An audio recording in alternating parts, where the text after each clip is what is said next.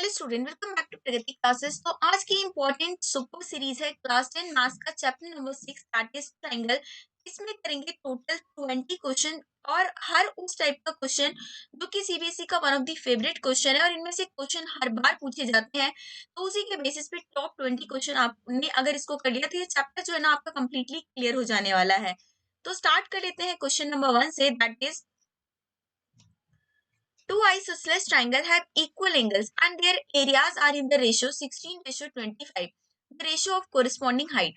इन्होंने कहा दो ऐसे isosceles triangle है जिसके एंगल कैसे इक्वल्स हैं।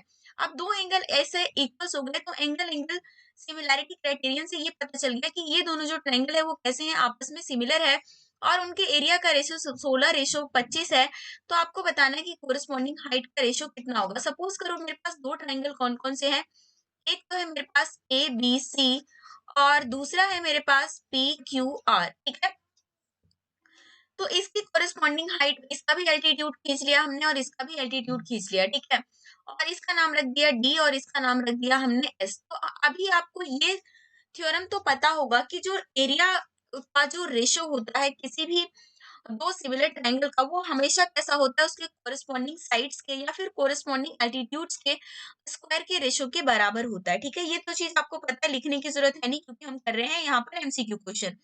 तो एरिया ऑफ जो एबीसी होगा, area of P Q R, वो क्या होगा, आपके इस एल्टीट्यूड के का जो स्क्वायर के बराबर होगा। इसका मतलब हम ये कह सकते हैं कि ये एडी के स्क्वायर और यहाँ से ये पीएस के स्क्वायर के बराबर होगा। ठीक है ना, और यहाँ से अगर मैं एडी पीएस को अकेले छोड़ दूं तो ये स्क्वायर हट के ये यहाँ पर क्या आएगा, रूट चढ़ जाएगा। ठीक है ना, एरिया ऑफ एबीसी अपॉन में area of P Q R. अब ये देखिए एडी अपॉन में पीएस क्या है, दोनों का रूट निकाल देंगे। सिंपल सी बात है, अगर आपको एरिया दिया हुआ है ना और साइड का रेशियो निकालना है या फिर हाइट का रेशियो निकालना है तो उसका जस्ट आपको रूट कर देना, अंडर रूट कर देना। 16 अपॉन में 25, इसको सॉल्व करेंगे तो 4 अपॉन में 5, 4:5 जो है क्वेश्चन नंबर फर्स्ट का ए ऑप्शन करेक्ट हो जाएगा। नेक्स्ट क्वेश्चन है, in given figure AP and QB are perpendicular to the segment AB. PO is 7 centimetre, PO हमारा 7 सेंटीमीटर है और क्यूओ हमारा 5 सेंटीमीटर है। बीओ क्यू इस वाले का एरिया जो है वो कितना है, 150 सेंटीमीटर स्क्वायर है। तो आपको क्या बताना है, इस एओपी का एरिया निकालना है। अब यहाँ पर ध्यान से देखो ना, आपका एओपी और बीओ क्यू, एओपी और बीओ क्यू दोनों क्या है, आपस में सिमिलर है। कैसे, क्योंकि ये 90 और यहाँ पर ये दोनों एंगल भी बराबर होगा, दोनों एंगल इक्वल हो गया, मतलब दोनों ट्रायंगल सिमिलर है और सिमिलर होने की वजह से यहाँ पर सिमिलैरिटी थ्योरम को हम यूज कर सकते हैं। और सिमिलैरिटी थ्योरम के बारे में हमने अभी पढ़ा है कि उसका जो हमेशा जो एरिया का रेशियो होता है वो क्या होता है, उसके साइड के स्क्वायर के रेशियो के बराबर होता है। ठीक है, ये चीज हम ऑलरेडी पढ़ के आए हैं, तो बिना टाइम वेस्ट करते हुए एरिया ऑफ ट्राइंगल एओपी और उसके बाद एरिया ऑफ ट्राइंगल बीओक्यू। ठीक है ना, एरिया ऑफ, तो एओपी का कोरिस्पॉन्डिंग साइड कौन सा हो गया, यहाँ पर ओपी हो गया और इसका बीओक्यू का कोरिस्पॉन्डिंग साइड हमारा ओक्यू हो गया। तो ये इसके स्क्वायर के तो बराबर होता है ना, तो स्क्वायर आपका हम यहाँ पर यूज करने वाले हैं। और एरिया ऑफ एओपी तो हमें दिया हुआ है नहीं, ठीक है ना, एओपी तो हमें दिया हुआ है नहीं, लेकिन बीओक्यू का एरिया हमें कितना दिया हुआ है, 150 सेंटीमीटर स्क्वायर। ओपी बोला तो 7 का स्क्वायर और ओक्यू बोला तो 5 का स्क्वायर। ये 5 5 से 25 हो जाएगा, तो इसको आप 6 से कर दोगे, 7 7 से 49, 49 की जब हम 6 से मल्टीप्लाई करेंगे तो हमारा आंसर आ जाएगा 294 सेंटीमीटर स्क्वायर। तो बी ऑप्शन करेक्ट हो जाएगा। नेक्स्ट क्वेश्चन है, if triangle ABC is similar to triangle DEF such that AB is equal to 12 centimetre, D is equal to 14 centimetre, find the ratio of areas of triangle ABC and DEF. अब देखिए question बहुत ही simple बोल दिया इन्होंने कि आपके पास एक triangle ABC है, दूसरा ट्राइंगल डीईएफ है। एबीसी की कोरिस्पॉन्डिंग साइड 12 है और डीईएफ की कोरिस्पॉन्डिंग साइड 14 है। तो आपको क्या करना है, सिंपल जो है रेशियो निकालना है एरियाज का। तो एरियाज का अगर आप रेशियो निकालना चाहते हो, ठीक है ना, एरियाज का अगर हम रेशियो निकालना चाहते हैं, सिंपल क्या है, कोरिस्पॉन्डिंग साइड के स्क्वायर के बराबर होगा। तो वो 12 का स्क्वायर और 14 का स्क्वायर यहाँ पर हो जाएगा। अब हम जब रेशियो निकालते हैं ना तो पूरा सिंपलेस्ट फॉर्म में निकालना होता है, मतलब जो भी अगर कैंसिल आउट हो रहा है तो हम कैंसिल भी कर लेंगे। तो इस तरीके से मेरे पास 36 और 7 7 49, तो जो है आपका 6 6 36 और 7 7 49, ये आपका कहाँ पर देखने को मिल रहा है, इसका जो आंसर है वो थर्ड का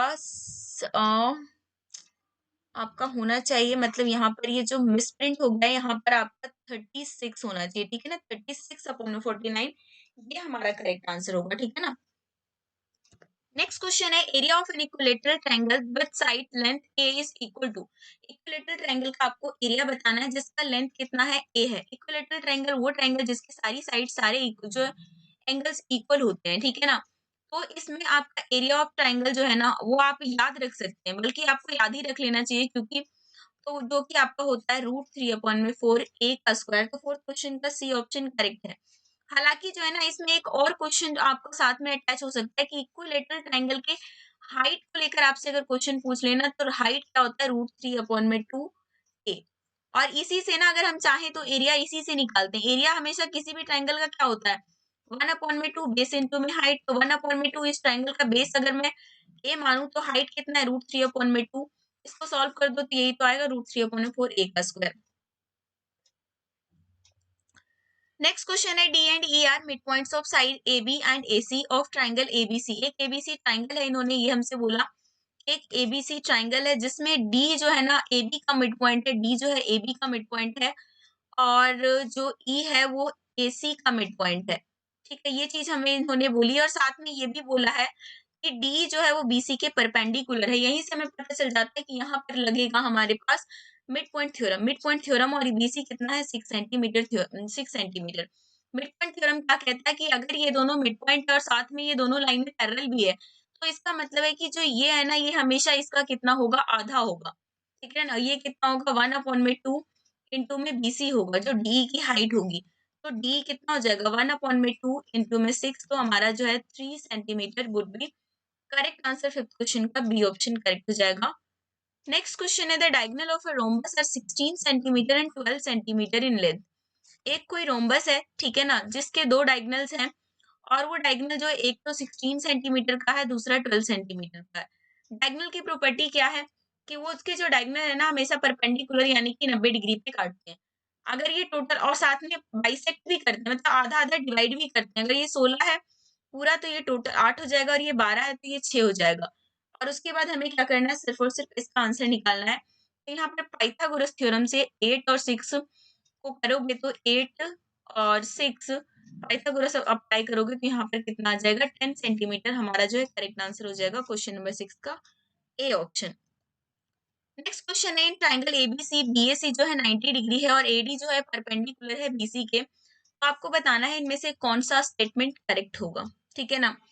तो इस टाइप के जो क्वेश्चंस है ना उसमें हम क्या करते हैं, सबसे पहले आपको सिमिलैरिटी प्रूव करना होगा, ठीक है ना। सबसे पहले तो इसका डायग्राम ही बनाना पड़ेगा कि आपके पास एक कोई ऐसा ट्राइंगल है, ठीक है, ए बी सी, जिसमें बी ए सी ये जो 90 डिग्री है, और साथ ही में ये इसका परपेंडिकुलर है, इसका मतलब कि ये भी 90 डिग्री है, और इसका जो नाम है वो क्या है, ये डी है, ठीक है ना। इसका नाम क्या है, डी है। तो सबसे पहले हम क्या करते हैं, परपेंडिकुलर को प्रूव कर सकते हैं इस क्वेश्चन में। हालांकि आपको इतना कुछ करने की जरूरत नहीं है, सिर्फ आप कॉन्सेप्ट को याद रखोगे तो भी आपका काम हो जाएगा। In triangle ADB and triangle ADC, अब इन दोनों में देखो तो ये वाला ट्राइंगल इस वाले ट्राइंगल में ये वाला तो हमेशा एक इधर से और इधर से 90 डिग्री बन रहा है, तो यहाँ से तो कॉमन हो ही गया। और साथ ही साथ जो डीबीए है वो डीएसी के बराबर है, जो डीबीए है वो डीएसी के बराबर हो जाएगा, ठीक है ना, क्योंकि इस ट्राइंगल का ये 90 डिग्री और इस ट्राइंगल का ये 90 डिग्री, तो डेफिनेटली वो वाला हमेशा एंगल इक्वल हो जाएगा। जिस वजह से हम ये कह सकते हैं कि ये दोनों ट्राइंगल कैसे हैं, आपस में सिमिलर है। और सिमिलर होने की वजह से यहाँ पर हम क्या कर सकते हैं, सिमिलैरिटी थ्योरम का यूज कर सकते हैं। अब देखो इस वाले ट्राइंगल से मैंने क्या लिया, बीडी, ठीक है ना, इस एडीबी वाले में से मैंने क्या लिया, बीडी, और उधर से हमने ले लिया क्या, एडी, ओके। अब इस वाले ट्राइंगल से तो दोबारा से इस वाले ट्राइंगल से, अब इस वाले ट्राइंगल से को हम क्या यूज कर रहे हैं, एज अ एडी, और फिर इस वाले ट्राइंगल से हम यूज कर क्या करेंगे, सीडी, ठीक है। अब इसको क्रॉस मल्टीप्लाई कर लो, बस हो गया ना हमारा काम, BD into CD that would be equal to AD का square. C option is your correct answer. Next question, एक ट्राइंगल है ABC और DEF, ठीक है ना। एक ट्राइंगल है ABC और दूसरा ट्राइंगल है कितना, DEF, जिसमें इन्होंने कहा कि जितना B है उतना E है, ठीक है भैया। अब जितना F है उतना C है, ठीक है ना, जितना F है उतना C है।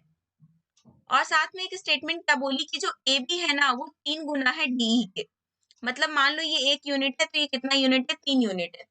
तो अब ये देखिए यहाँ पर दोनों ट्राइंगल सिमिलर तो हैं, क्योंकि सिमिलैरिटी के लिए एंगल, अगर 2 एंगल प्रूफ हो गए तो ठीक है, लेकिन ये जो है कॉन्ग्रुएंसी को फॉलो नहीं करते, क्योंकि कॉन्ग्रुएंसी के लिए जो साइड का रेशियो है ना वो 1:1 होना चाहिए, ऐसे बड़ा छोटा नहीं हो सकता। इस वजह से ये दोनों ट्राइंगल सिमिलर तो हैं लेकिन कॉन्ग्रुएंट नहीं है, तो 8th क्वेश्चन का बी ऑप्शन करेक्ट हो जाएगा। नेक्स्ट क्वेश्चन है, corresponding sides of two similar triangles are in the ratio of 2:3। Corresponding जो साइड्स है दो सिमिलर ट्राइंगल की वो 2:3 है। Area of small triangle is 48 centimetre square. जो छोटा वाला जो ट्राइंगल है उसका एरिया कितना है, 48 सेंटीमीटर स्क्वायर है। तो आपको बताना है कि जो बड़ा वाला ट्राइंगल है ना उसका कितना एरिया होगा। अब मैं जो है ना, अब हम क्या मान लेते हैं कि छोटे ट्राइंगल को मैंने मान लिया एरिया 1 और दूसरे और बड़े को मान लिया मैंने एरिया 2। ठीक है ना, छोटे को मैंने A1 माना है, ठीक है। इस वजह से यहाँ पर भी मुझे जो उसका साइड का रेशियो वो भी छोटा यहाँ पे रखना पड़ेगा, बड़ा यहाँ पे रखना पड़ेगा। और ये जो इसका रेशियो हमेशा इसके साइड के स्क्वायर के इक्वल होगा, ठीक है ना। हमेशा जो एरिया का रेशियो है वो साइड के स्क्वायर के इक्वल होगा। अब छोटे वाले ट्राइंगल का एरिया कितना है, 48। दूसरे वाले ट्राइंगल का एरिया हम निकालेंगे, 2 2 ज़ा 4, 4 4 ज़ा 9। तो यहाँ से जो है हमारा कितना आ जाएगा, A2 जो है आपका आ जाएगा 108।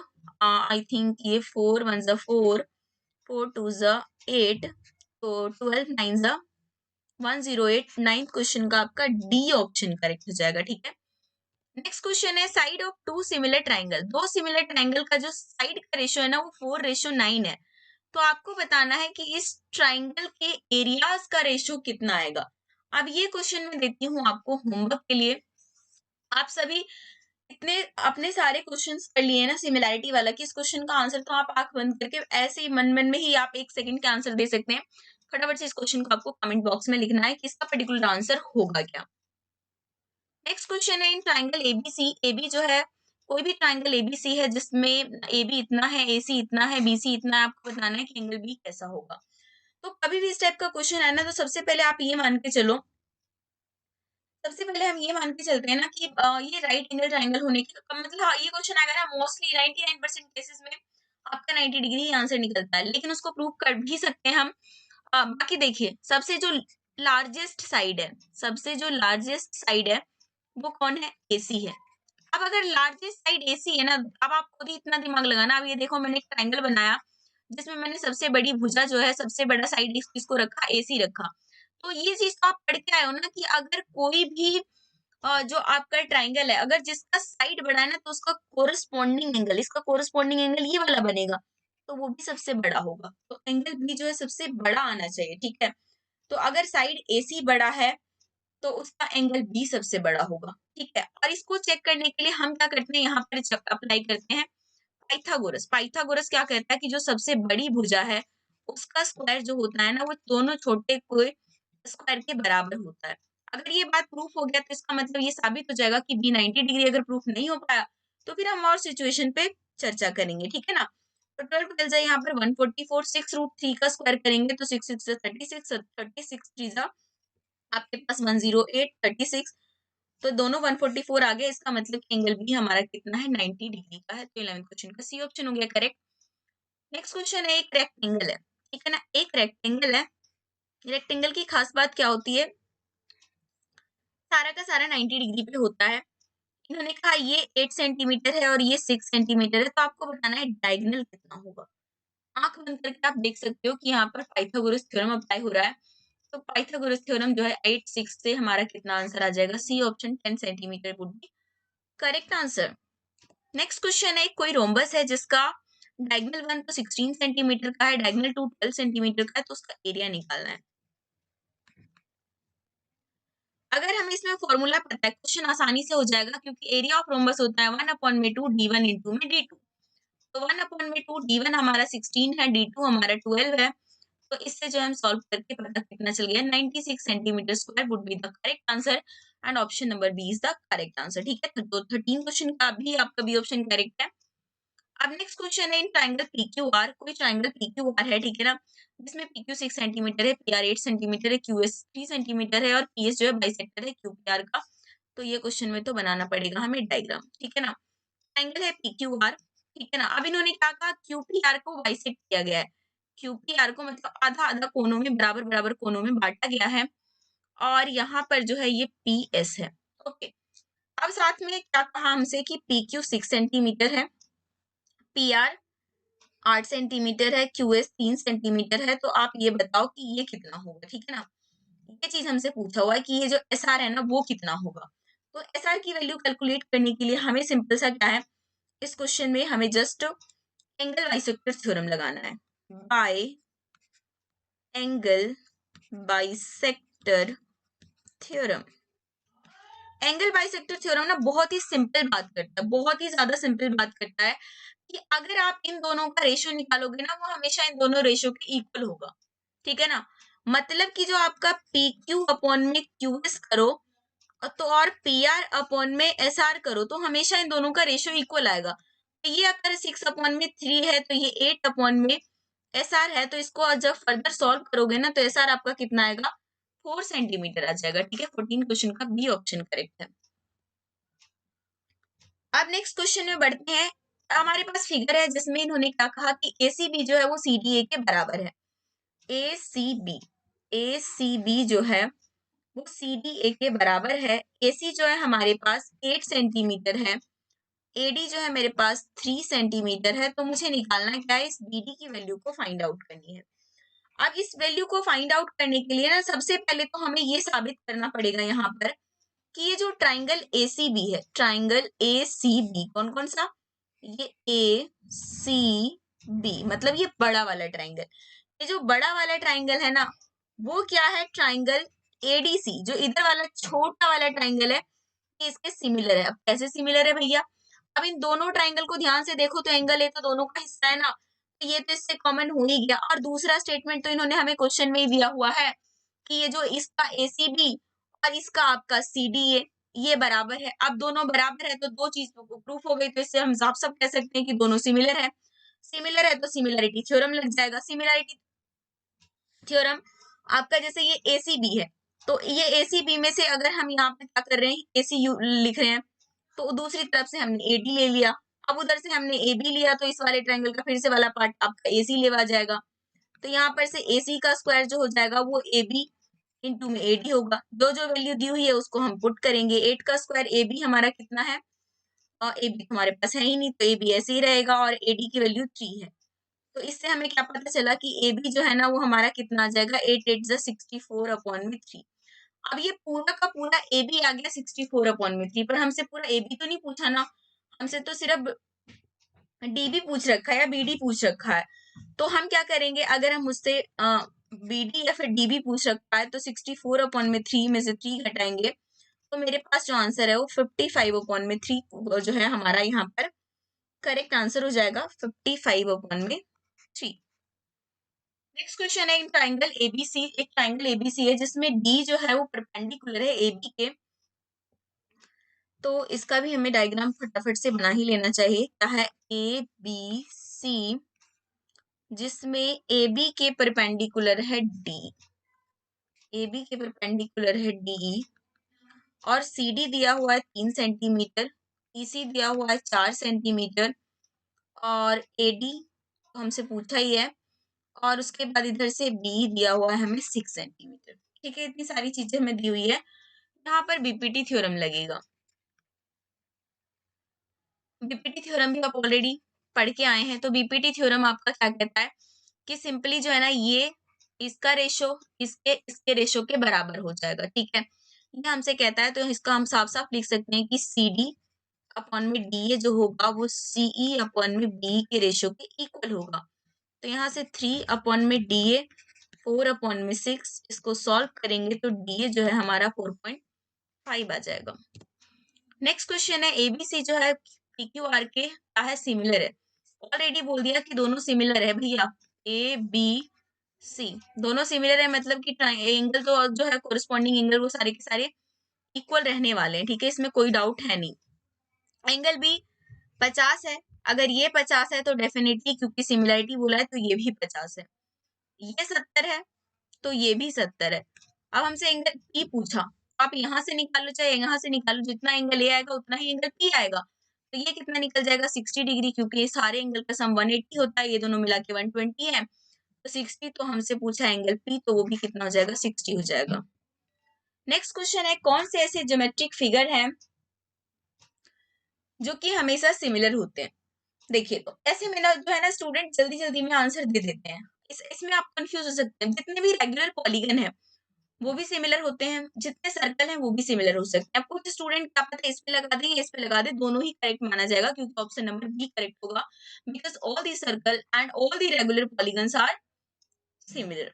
Okay, next question, if a triangle and a parallelogram on the same base and between the same parallel lines, what is the ratio of the area of triangle to the area of parallelogram? इन्होंने कहा कि कोई एक triangle जो एक ही base पे ना ये ट्राइंगल भी है, और एक ही बेस पे जो है ना हमारे पास है ये पर्टिकुलर वो भी है, पैरेललोग्राम भी है। तो ये ट्राइंगल और ये वाला जो पैरेललोग्राम होगा ना, उनके एरिया का रेशियो कैसा होगा? वो हमेशा जो ट्राइंगल आधा होगा वो उसका डबल होगा। तो आंसर जो हमारा कितना जाएगा 19 क्वेश्चन का ए ऑप्शन करेक्ट हो जाएगा। नेक्स्ट क्वेश्चन है इन ट्राइंगल एबीसी। एक ट्राइंगल एबीसी है जिसमें डी जो है परपेंडिकुलर है बीसी के।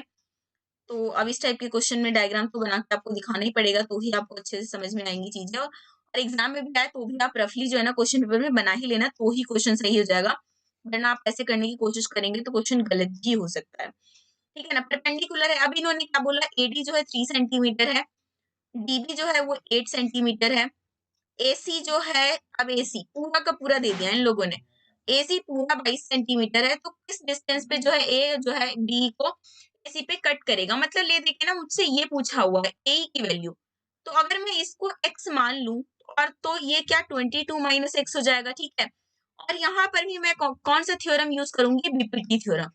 बीपीटी थ्योरम के बारे में मैंने अभी बताया कि इसका रेशो इसके रेशो के बराबर होता है, तो मतलब एडी अपॉन में डीबी, ठीक है ना, एडी अपॉन में डीबी जो होगा ए अपॉन में इसी के इक्विवेलेंट होगा।